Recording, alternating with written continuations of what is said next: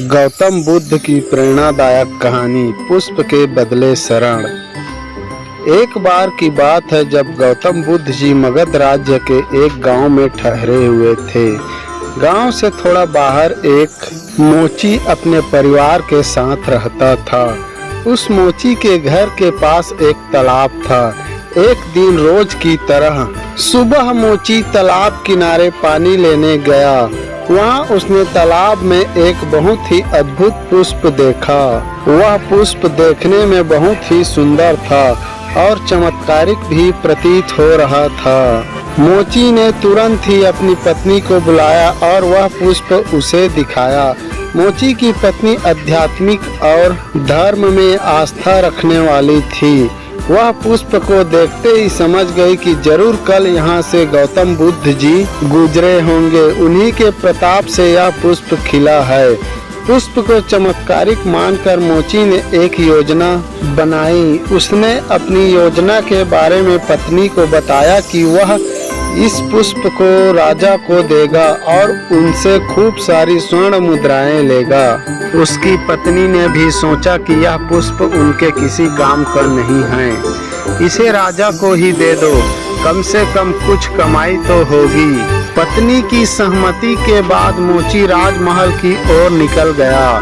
राजमहल के रास्ते में उसे एक व्यापारी मिलता है। मोची के हाथ में पुष्प देखकर वह रुक जाता है। वह मोची से पूछता है कि भाई ये पुष्प लेकर कहाँ जा रहे हो? मोची कहता है कि मैं यह पुष्प लेकर राजा के पास जा रहा हूँ। इससे राजा को भेंट करके मैं राजा से मुंह मांगा इनाम लूंगा। व्यापारी ने मोची को प्रस्ताव दिया कि तुम ये पुष्प मुझे दे दो, बदले में मैं तुम्हें 100 स्वर्ण मुद्राएं दूंगा। मोची सोच में पड़ गया। उसने सोचा कि जब व्यापारी इस पुष्प के लिए 100 स्वर्ण मुद्राएं दे रहा है तो राजा तो और ज्यादा देगा। यही सोचते हुए उसने व्यापारी को पुष्प देने से मना कर दिया।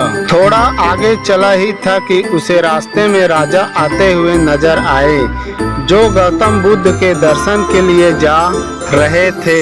राजा भी मोची के हाथ में वो दिव्य पुष्प देखकर अचंभित हो गए। राजा ने मोची के पुष्प के बदले 1000 स्वर्ण मुद्राएं देने के लिए कहा। यह सुनते ही मोची के मन में एक अजीब सी चेतना आई और वह राजा को पुष्प न देकर दौड़ता हुआ सीधे महात्मा बुद्ध के पास जा पहुंचा। महात्मा बुद्ध जी मोची को देखकर हैरत में पड़ गए। उन्होंने मोची से पूछा तो मोची ने उन्हें सारी बात बताई। इसके बाद मोची ने वह पुष्प महात्मा गौतम बुद्ध के चरणों में अर्पित किया और उसने कहा कि पहले तो मेरे मन में पुष्प को लेकर लालच आ गया था, लेकिन अब मैं समझ गया हूँ कि जिसकी छाया पड़ने से ही एक पुष्प इतना दिव्य हो गया हो, अगर उसकी शरण में मैं चला जाऊं तो मेरा जीवन भी धन्य हो जाएगा। इसके बाद वह आजीवन महात्मा गौतम बुद्ध का शिष्य बनकर रहा। कहानी से सीख। इस कहानी ने हमें सिखाया कि हमारी जिंदगी में हमें बहुत से चीजें अपनी तरफ आकर्षित करती हैं, लेकिन हमें उनके लालच में ना फंसकर अपने ज्ञान का प्रयोग करके जीवन में सही राह को चुनना चाहिए। वीडियो अच्छा लगे तो प्लीज़ लाइक और सब्सक्राइब करना ना भूलें। धन्यवाद।